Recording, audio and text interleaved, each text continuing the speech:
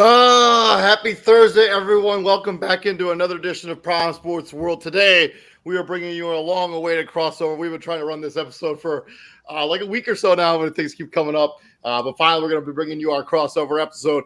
Today on today's show, we're going to be talking about the DeAndre Ayton contract extension. We're going to be talking about the Donovan Mitchell trade request or trade rumors.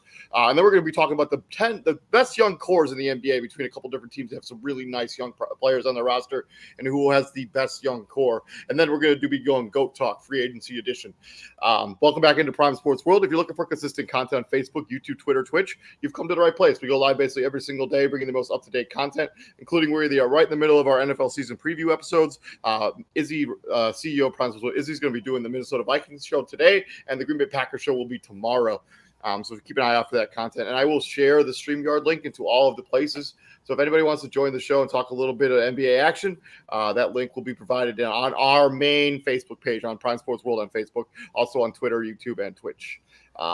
Yeah, man, TJ, what's up, man? Happy Thursday, man. This is my very empty apartment right now. As I mentioned in the last episode, I'm in the process of moving to Fort Wayne, Indiana, to start a new job. And so, yeah, my apartment is basically just boxes right now. The fact that I have a chair to sit in is a miracle. No, it's not. It's true. It's true. I actually went on my way to make sure I got this chair. Like I was like, I need to have something. Exactly. So that's why it's not a miracle. Yeah, let's get into this. All right. So let's talk first about Donovan Mitchell. So the Jazz, this is probably about a week or so ago now. They said would be willing to listen to contract trade offers for Donovan Mitchell. One of the trade options was the Knicks. The Miami Heat are also in the conversation, and the Knicks. And the Nets are also among suitors for potential for Donovan Mitchell. Donovan Mitchell, 24 points per game over 5 seasons, has made the playoffs, I believe, in every season he's been in the NBA. He's under contract until 2026. Will the Jazz trade Donovan Mitchell before the season starts? And what do you think a trade involving Donovan Mitchell is going to look like, potentially? No trade at all, because Danny Ainge is up there asking for 7 first-round picks. Like, bro, who do you think Donovan Mitchell is? Yeah, but I mean, he's about to enter his prime. He's got 5 years on his contract. I'm not just trading that guy away, dude. Like they don't. And that means absolutely nothing. He's entering his prime, and the best he's ever done is what, 23 a game. That's not worth 7 first round picks for anybody. Yeah, but if you have the player and you control the market, I mean, you're gonna ask for the highest price. I mean, you're not gonna just give away a player that has the potential that Donovan Mitchell has, especially because if you're, it's only a matter of time before he requests a trade and his value goes down. His value is not going to be higher than it is right now. He has no value right now. A trade value, of course he does. No. Then why ain't nobody bro? We literally saw a series where he was matched up with Jalen Brunson, and Jalen Brunson matched him or played. If he didn't match him, he played better than him. You can't be in the same series with Jalen Brunson for 2 games and draw even. That can't happen. You have no trade value right now.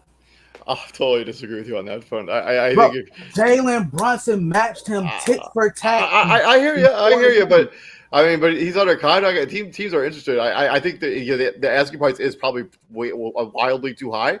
But if I have the asset that is a Donovan Mitchell, I'm not going to just trade him just for the sake of trading him away. I don't necessarily need to do that. Then be realistic. All right, I want 10 players and 7 first round picks. Like, bro, who do you think this dude is? He's like, I'm not. I think the thing that makes this complicated is the fact that they got so much for Rudy Gobert. Like, I think if that hadn't happened, and that means whoever's running Minnesota, they're a damn fool, right? Like, I mean, maybe. they're a damn fool. Like, Donovan Mitchell is not worth 7 first round picks. He's not, like, bro. It's just not. So the teams that's listed. Okay, let's go to New York.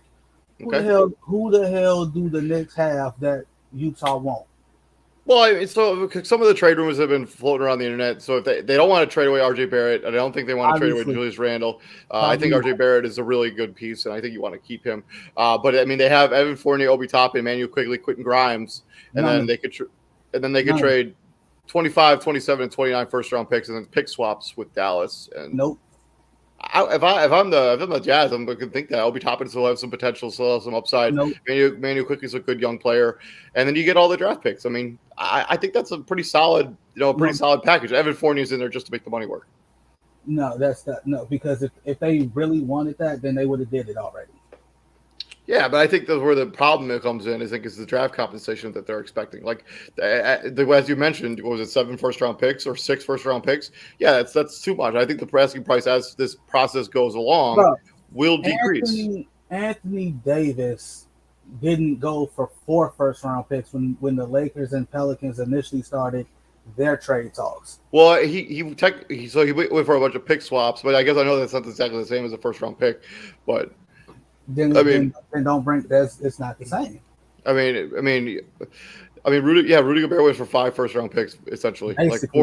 Like four real first-round picks, and then they basically traded their first-round pick this year. I'm Utah, I'm not going to just trade this guy away just for the sake of trading him away. Then you're not, and then you're not, but then you're not trading him. He's not worth what you're asking for at all. You may be right. You may be right, but there is no maybe. I am right. He's not worth whatever they're asking for. He's not worth it. I mean, for the Knicks, if you can start the season, if you have Julius Randle, RJ Barrett, Donovan Mitchell, Jalen Brunson, like that is a team that puts people in the building.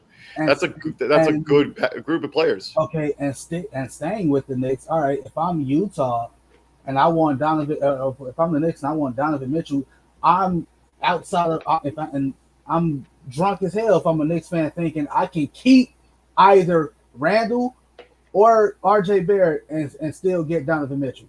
Yeah. Oh yeah. I think you're drunk as hell. If you're Utah, I'm not even considering a trade that doesn't have RJ Barrett in it. I don't care about Randall. I could take or leave him, but I want RJ Barrett.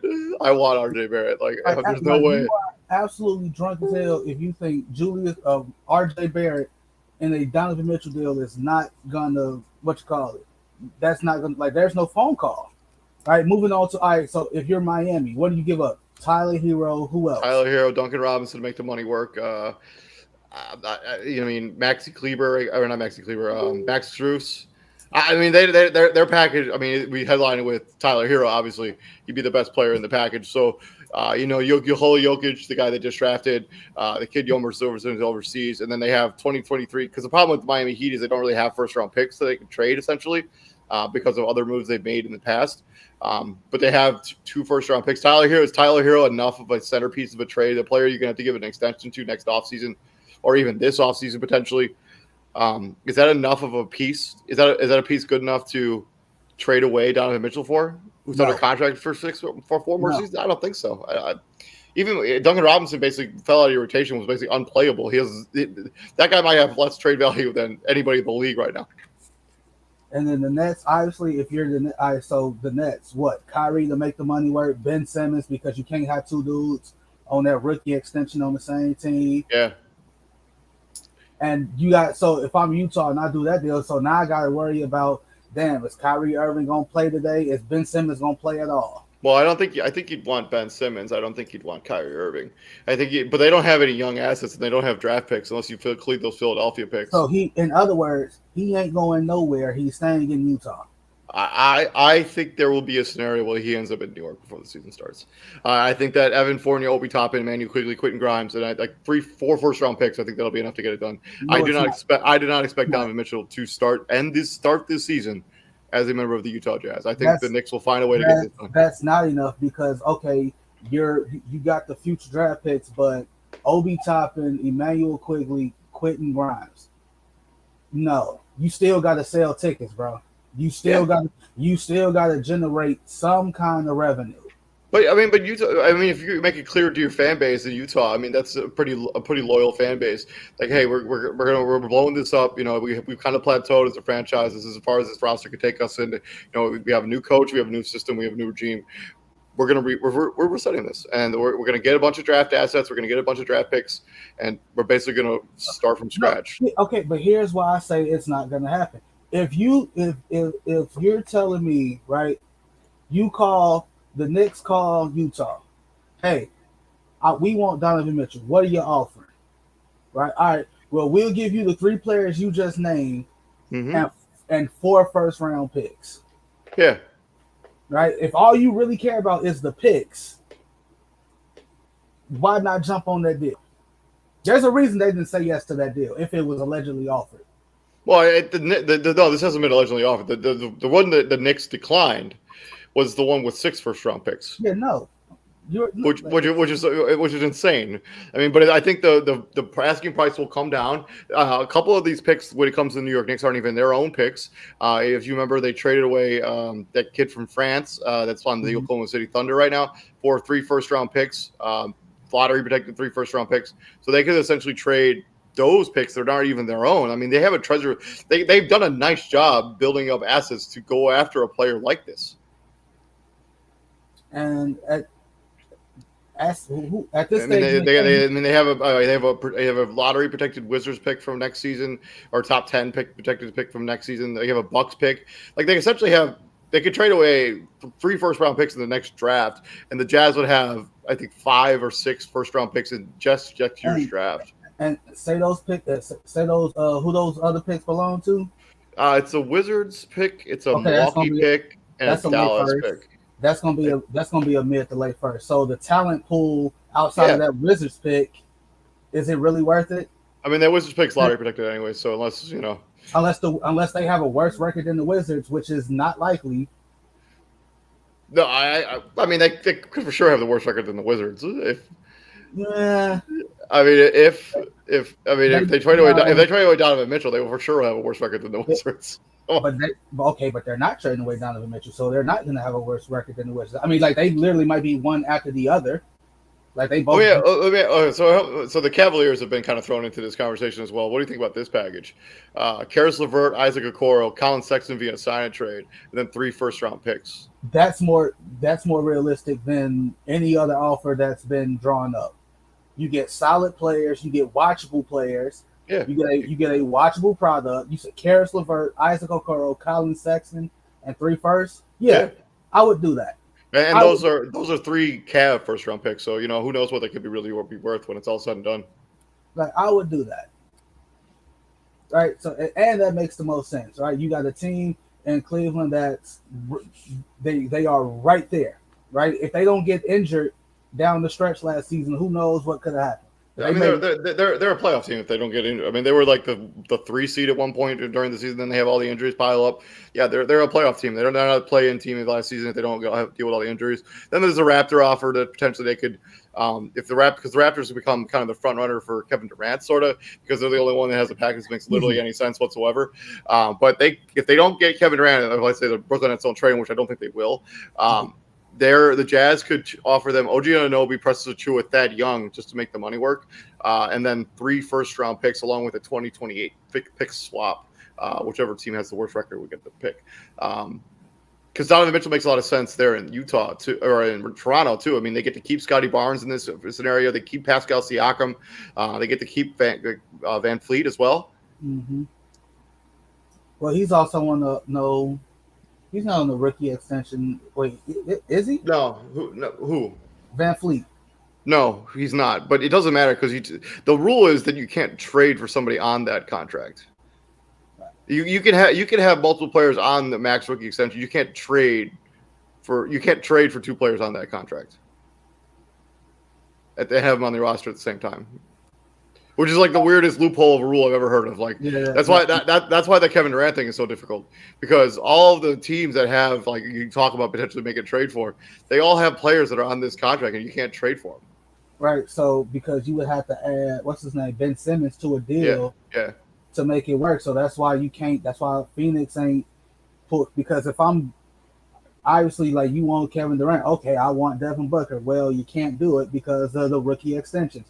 All right, Mike. Well, because of the extension that Devin Booker actually just signed, he would be eligible to be traded, but they can't trade him until January now. So, and who's going to wait till January to make that deal? No. I mean, we'll talk about the Phoenix Suns here in a minute. But Yeah, I think the Donovan Mitchell thing is interesting. I mean, this is what the NBA does. I mean, it's a hotbed for like player movement and these kind of conversations. And the I'm in the honest opinion. I think Donovan Mitchell does get traded before the season starts. I do not know exactly where. I'm still thinking he's going to go to the Knicks.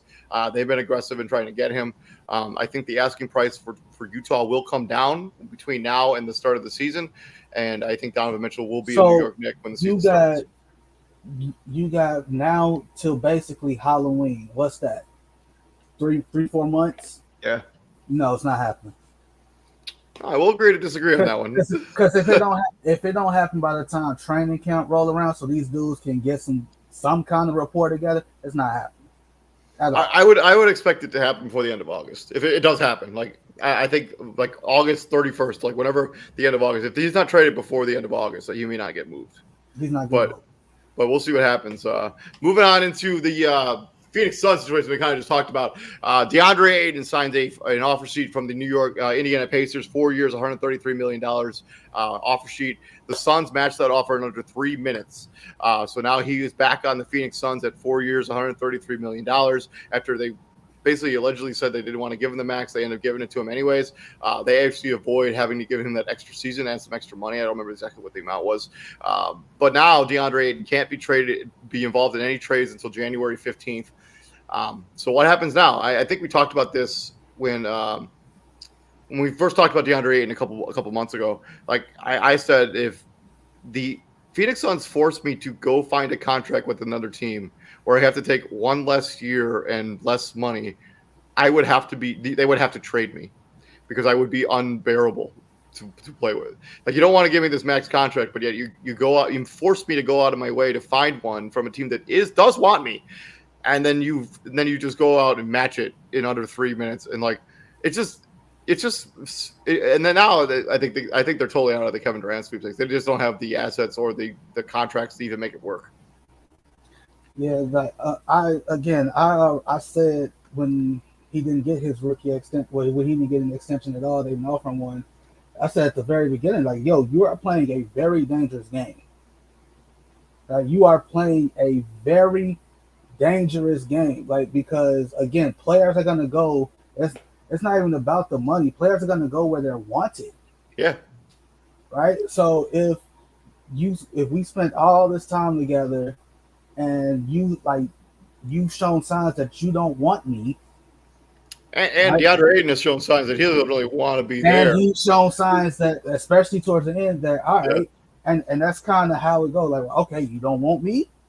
Well, if you don't want me, then I really don't want to be here, because that's you. Again, who wants to play where they're not wanted? Who wants to stay somewhere where they're not wanted? Who wants to be the butt of every joke?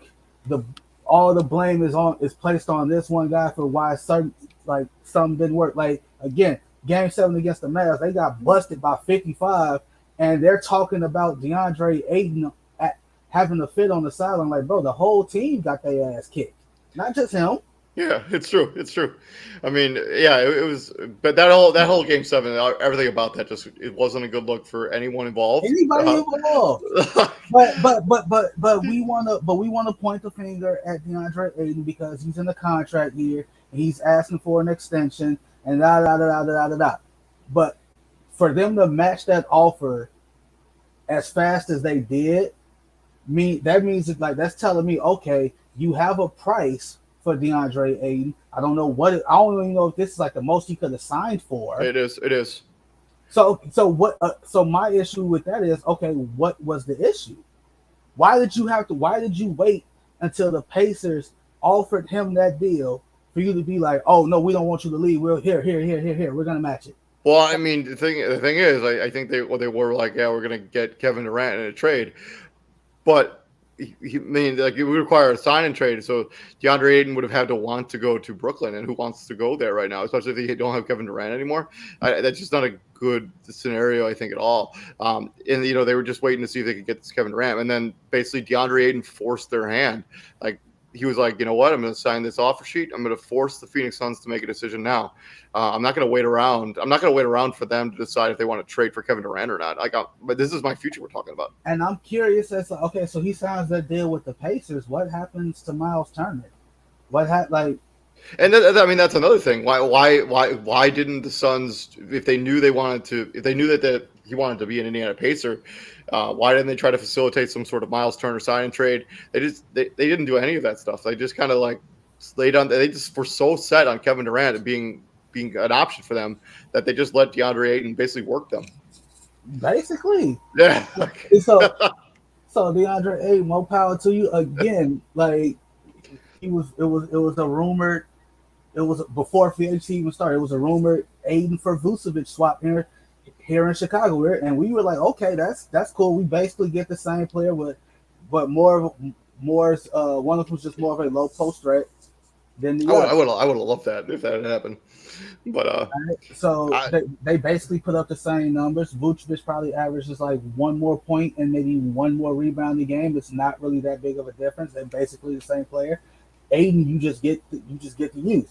But again, the big question with DeAndre Ayton is the motor. Like, bro, like you have to come out motivated and frankly, what's the word I'm looking for? Frankly, offended that some of these teams that when you play some of these teams, they come at you with smaller dudes or just dudes that you just flat out better than. Like back to the Mavericks, Dwight Powell shouldn't be able to be on the same court with you, bro. No disrespect to Dwight Powell at all, but he should not be able to. Like he should not be able to match you in anything, bro. Like say what you want about Draymond Green, but Draymond, like you should be able to run Draymond Green off the court, like literally, 100%. Especially at this stage in his career, like you should literally be able to run Draymond Green off the court. Joker, I know you're more athletic and quicker than Joker. You literally have to run him off the court. That's the only way to get Joker, basically neutralize him, is to make him work. So like if you're not really posing that threat, I can see why the Suns had that reservation, but they matched the deal in under 3 minutes. Yeah. Well, I mean, because they didn't really have a choice. I mean, they had because of the way it went down. I mean, they either had to match it because there were no sign and trade available. It wasn't going to work out that way because the Indiana Pacers just had enough cap space to just take him outright, and they would just figure out the Miles Turner or him and situation anyways. But like there wasn't going to be like some other player they got to sign because of how over the cap they are. Like this is they were basically, we have to match this or we get literally nothing.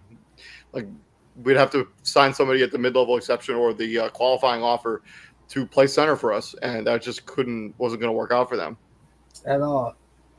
But again, like it's like if you just do the sign and trade for Miles Turner, like because maybe you'll be able to facilitate. I don't even know if that you'd be able to do that straight up. Would they be able to do that straight up? Yeah, Miles Turner isn't making a lot of money. It's like $20 million. So you could easily just take those contracts and swap them.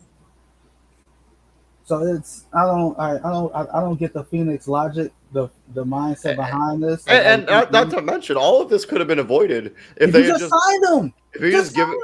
If you just signed him like last offseason, you could be trading him right now. If you were that unhappy with him, you would be able to move him in a trade for Kevin Durant this offseason. You could have already done that. You could, right now, like today.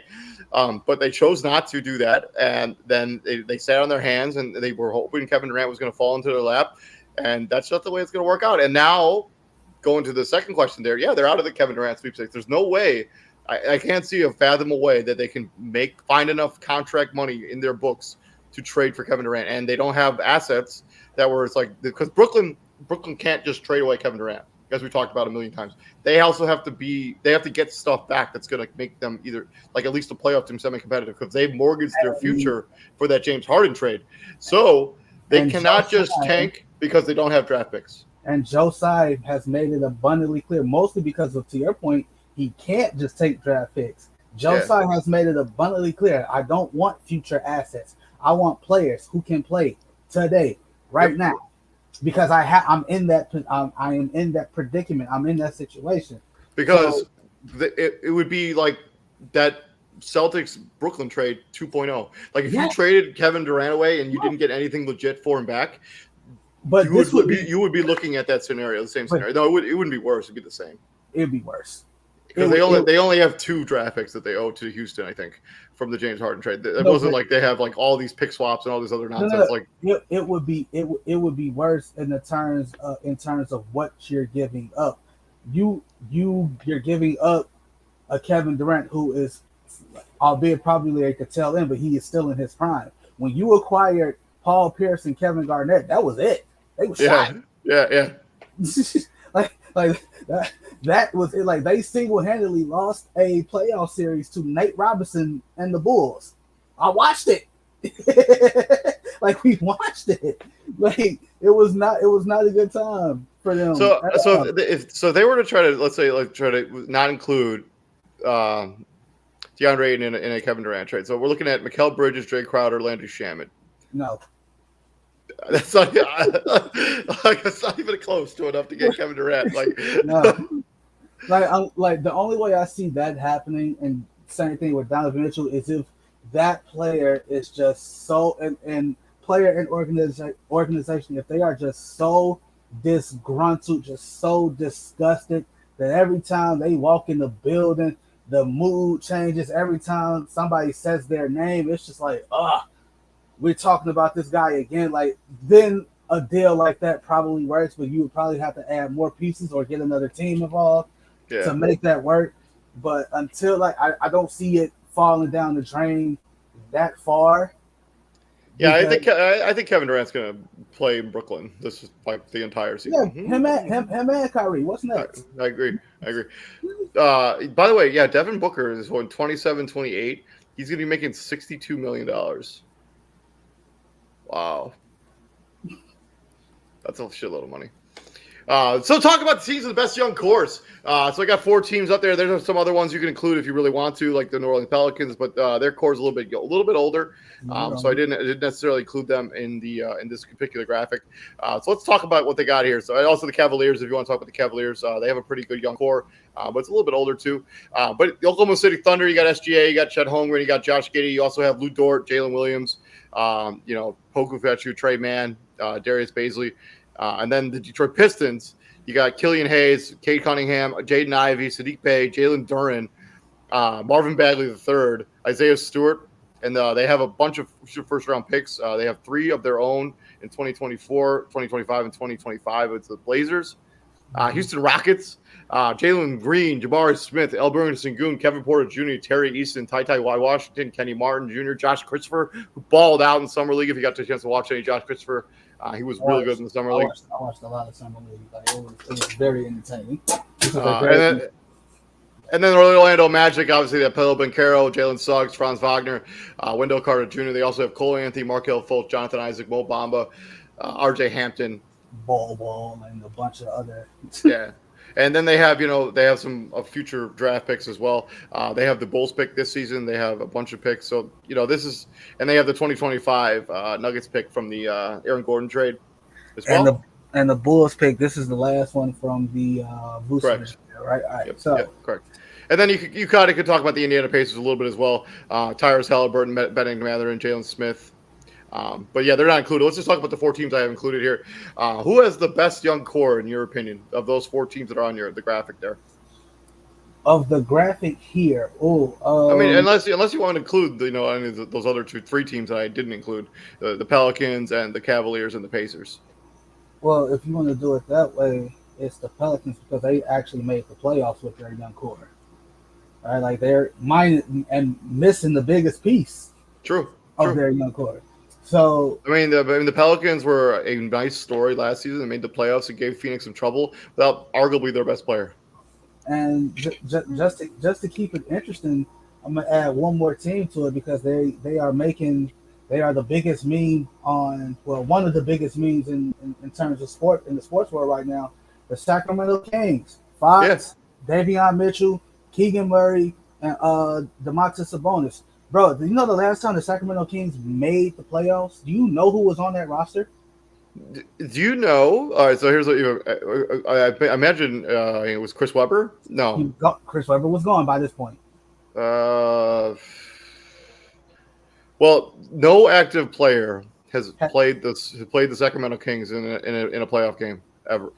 No active player right now. No active player right now. But Has do played you know played on the team. So let's see. Was Brad Miller on that team? Brad Miller was on that team? Okay, so I'm in the right era. That's all I got. I literally can't name another player. Look, Uh, You got Brad Miller, Mike Bibby, Francisco Garcia, oof. Bonzi Wells, rookie Kevin. No, sophomore Kevin Martin, and Francisco Garcia was in his rookie year. That was Francisco Garcia's rookie year. The last time the Sacramento Kings made the playoffs. Mike Bibby was their best player. He gave him 21 points and 5 assists a game. Oh yeah, I do like Sacramento's young core. They've been connected to rumors for Donovan Mitchell too, but trading some of those other assets like De'Aaron Fox and Donovan Mitchell as their tag team over there. But yeah, Sacramento's got a good young core. But I think of the teams that I have listed here, I got to go Detroit. I mean, I love the pairing. I love the draft. I think they did a great job with their draft this year. I like the combination of Cade Cunningham, Jaden Ivey, Sadiq Bey, Jalen Duren, Killian Hayes. I mean, Isaiah Stewart, Marvin Bagley III. Like that is a really solid starting young core to build off. And Cade Cunningham, Jaden Ivey should complement each other well. Jalen Duren's a really nice piece there as well. My opinion is that Detroit has the best young core. I love this core. I love the team. I think they're going to be real. I don't think they're going to be a playoff team, but it wouldn't shock me if they were like a borderline playoff team next season even. I'm stuck between OKC and Houston, honestly. Those two teams, we're probably going to see more OKC on national TV than probably the last couple years combined. 100%. I mean, Chet Holmgren is going to be must-see television. Because of Chet Holmgren. But the thing that we noticed that in Summer League with Chet Holmgren is some of the things that he was doing in the Summer League, he's not going to be able to do when it comes to the real deal Holyfield. Like they had him bringing the ball up, like you're not going to be able to do that against real NBA team. Yeah, real NBA players, bro. Like no disrespect to those dudes at Summer League, but when we say real NBA players, but you try you try to do that right behind stuff that you was doing, you getting your pocket picked. It's happening. That's why it's the summer league. You get to just kind of experiment a little bit. But yeah, I do love Oklahoma City's young core. I also love the Orlando. If I had to pick a second one, I think it's Orlando. The young players that they have already on their roster. I mean, with Mo Bamba. I mean, like Paulo Banchero played one summer league game and he was already amazing. They were like, we've seen enough. Like we don't need to play you again.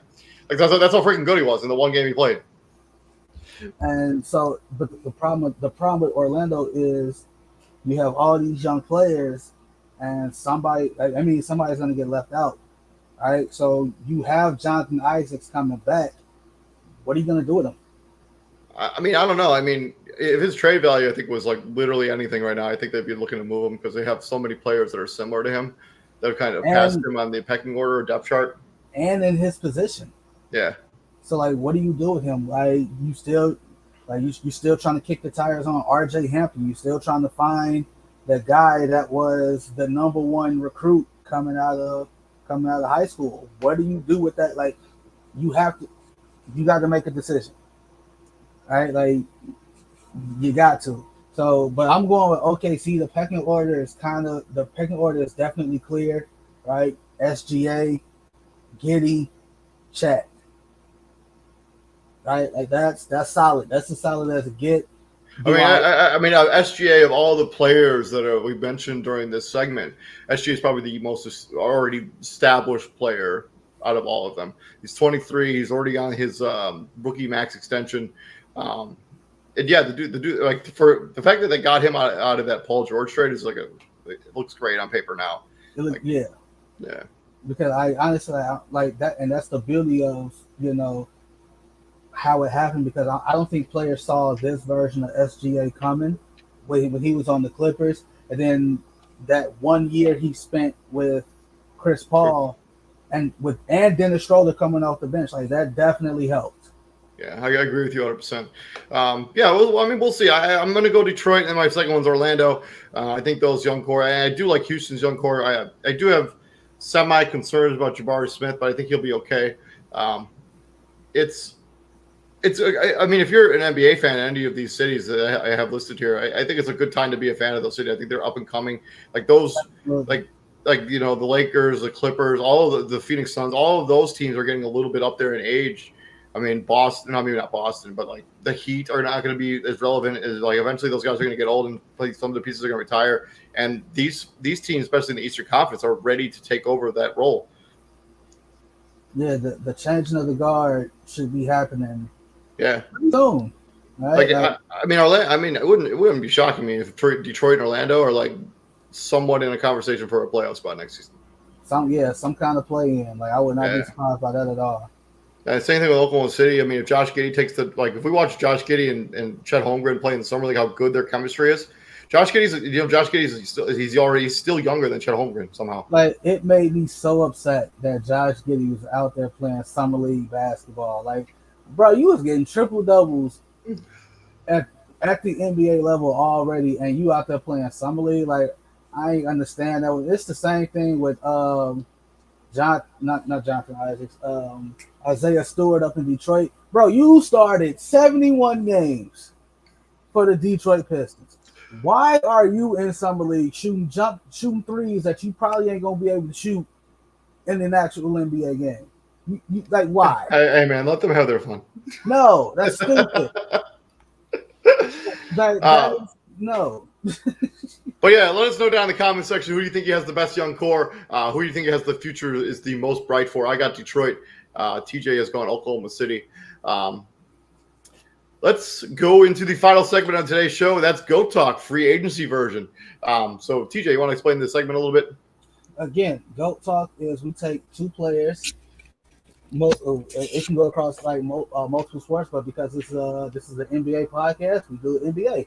And so and it's none of that Jordan, LeBron, Kobe, LeBron talk, because that's done to death.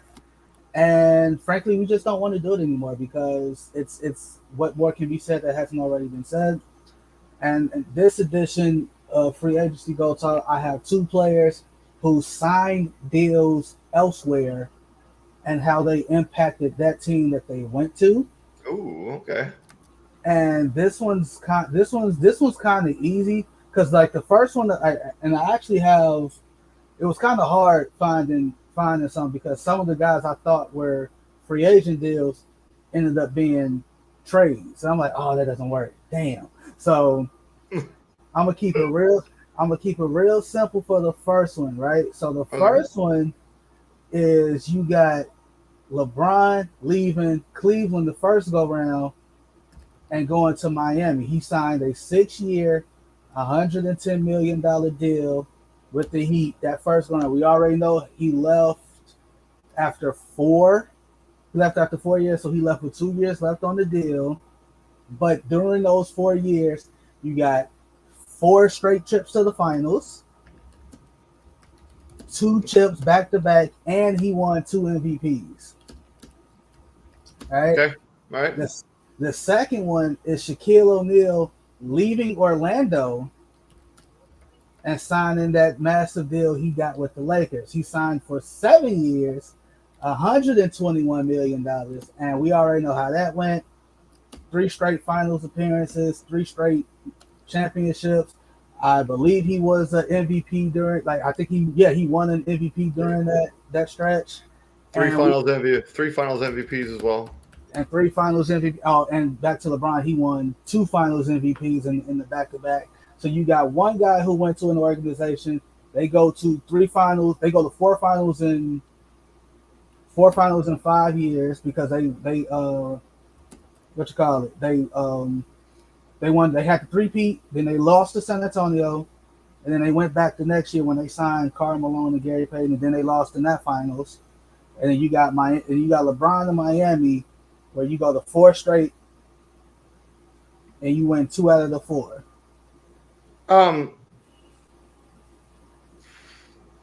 I think it's Shaq leaving Orlando to go to the Lakers, but it's so close. Like I can't really. It's hard to even pick because Shaq, like after Magic Johnson retired, like the Lakers were semi down, right?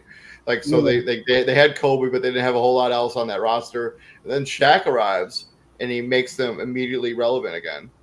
Um, I mean, Miami was already. I mean, they're coming off the title that they won. What was it 5 6 years earlier? 2006, yeah. Yeah, 2006. So like they wasn't that long ago where Miami was in the finals, where they were. We had the Heat going up with Shaq and Dwayne Wade, but Shaq going to the Lakers put the Lakers back on the map again. Like Miami was already relevant; they weren't going anywhere. It's for me, it's got to be Shaq. Like his impact on that franchise and that organization, and But like bringing them back to relevancy, I think is more impactful than LeBron going to Miami. to the LeBron point, okay, so yeah, they won a championship super early in Dwayne Wade's career. They won the championship in Wade's third year, Yeah, and then you follow that up, you get embarrassed by a Bulls team that had no business sweeping you, right? Like Tabo Cephalosha, D Wade stopped. so exactly, like you had dudes like David saying stuff like that. So you go from championship king of the mountain to getting swept in the first round, and it was a thorough sweep. This was not game one you lost by a point, game two you lost by three, game four you lost by five, game six you lost by a point again. No, you got your ass kicked 4 games in a row, 20s. You got like 15 to 20 points per game. You got embarrassed, right? You're down. You got that low. You're not even making the playoffs, and then insert the biggest free agency class in the history of the NBA, and you get two. Well, not mentioning Chris Bosh because I easily could have did him too for this, but the what you call it, the headliner of that free agency class was LeBron James. Yeah, and you sign him, and you go to 4 straight finals. Obviously, like you wish you could have won all 4 or 3-4, 3-5, like the Lakers did with Shaq. But that just goes to show how hard it is to actually do that. yeah. I mean, also that first one. I mean, they were impacted by the lockout shortened season, so they weren't even really able to Second one. The lockout was the second year. I thought the Maverick season was shortened. No, it was the second year. Oh well, my bad then. I'm still gonna go Shaq. I think it's real close. Both of them put these cities. I mean, both these cities were going to be relevant no matter what happens. But I think the Shaq impact on Los Angeles and the Kobe Bryant stuff. Because Kobe Bryant, but maybe he doesn't get the cachet that he has now if it hadn't been for Shaq deciding to come there in free agency and leaving a good situation that was the Orlando situation. I mean, we're talking about the Orlando went to the finals like 2 seasons earlier. Like he took the team to the finals.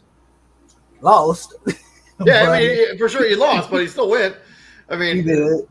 It's just like that was a good Orlando situation. And then for him to just leave to go to Los Angeles and go there and immediately start winning titles, that's got to really sting for Orlando Magic fan. I mean, well, all it was that was him saying, he wanted the first $100 million contract in NBA history, and the Orlando Magic owners at the time, it's not that they didn't want to sign Shaq, they just didn't want to sign him for that much, and Dr. Jerry Buss was like, okay. But I will reluctantly take Shaq. I think it's real close. So, and I got one more. I got one more. This one's kind of more your speed, and so the first player is Chauncey Billups, right? Chauncey Billups goes from Minnesota. He averaged 12 points a game in Minnesota. He signs a 5-year, $35 million deal with Detroit. And his scoring goes up from 12 to 16. And we already know how that ended. Like he goes to Detroit. They win the championship. They go to how many finals in a row? 2? 2. Yeah, they beat Los Angeles and then they got pounded by the Spurs. And well, I ain't gonna say pounded, They got it was 60. but but they went to like they went to like 4 or 5 straight Eastern Conference Finals. True. The other deal mentioned of the San Antonio Spurs is Robert Ory to San Antonio. Big shot, Bob. Big shot, Bob. We already know Robert Ory isn't a big scorer of the basketball, right? But I mean, he was real good in Houston. I mean, when he was young and athletic before he became like a shooter of big shots. Like, and I think his deal with San Antonio was, let me pull it back up. It was, what was it? I just had it. I hate when that happens. Really, it was like, oh, here it is. It was 5 years for $15 million. talk about a bargain. And he won 2 chips when he signed with them during that run. Right? So Robert Ory in San Antonio, Chauncey Billups in Detroit. I'll take, as much as I think the Robert Ory contract is such a bargain for what they got out of him, 5 years, $15 million. It's Chauncey Billups. Like his impact on the Detroit Pistons and his legacy on that particular franchise and that particular team and those particular era of Pistons basketball, it's Chauncey Billups. And that's not a bad deal either. 5 years, $35 million. It's $7 million a year. That's literally nothing. Yeah, that's nothing. But I mean, he was coming off when his career started in Boston. That didn't particularly go well, or didn't go well at all. And so he ended up in Minnesota. So like, kudos on him to picking up the pieces from his career. So yeah, like that. It was again. I initially wanted to do Chauncey Billups and Jason Kidd when Jason Kidd got sent back when he went back to Dallas, but that was a trade. I'm like, damn it, can't do that because their numbers are what Billups obviously scored more points because by this stage in Jason Kidd's career, like he was closer to the end than he was the middle, but his impact on that team was like it was they don't win that championship without him. Right? The Mavs don't win that championship without him. No way. But again, he was traded back to Dallas, but he didn't sign there. But Chauncey Billups, yeah, like those Detroit Pistons teams, honestly, they don't get talked about enough. Like they really don't. Like Ben Wallace goes from undrafted to Hall of Fame. Yeah, I mean, 4 Defensive Player of the Year awards or 3. 4. Yeah, I mean, yeah, 4 Defensive Player of the Year. I mean, yeah, those Pistons teams were remarkable. And like when you talk about Robert Ory, like yeah, he hit some big shots, but like, are the Spurs in the same scenarios without Robert Ory? Probably. And take him away, who do you trust to hit that shot? Who do you trust to hit those shots? I don't know. I don't have the answer to that question, so we'll see. But yeah, this has been our episode of the crossover. This is the dog days of summer. Hopefully, you guys enjoyed the show. Please like, share, and subscribe. This has been Prime Sports World. Tonight, they're gonna be doing the Minnesota Vikings season preview, and tomorrow, Green Bay Packers. We are down to our final 10 teams of our season preview series, so we should be able to get all those done before the season starts. Of course, been David Huffman right there, Mr. TJ Hopkins, and TJ, what would you here at the Prime, my friend? We bring the heat, and it can kindly go away. Do you guys do some more driving tonight, or are you? No, I mean I do have to drive at some point, but yeah. So the odds of you joining tonight's show are Zero. Oh, yeah. He's not doing that. Oh, all right. Yeah. I sent Izzy all the graphics, so I will see you guys on Sunday when we will be doing the Baltimore Ravens season preview. You guys all have a good weekend, and I will see you guys later. See you, man. Peace out, guys.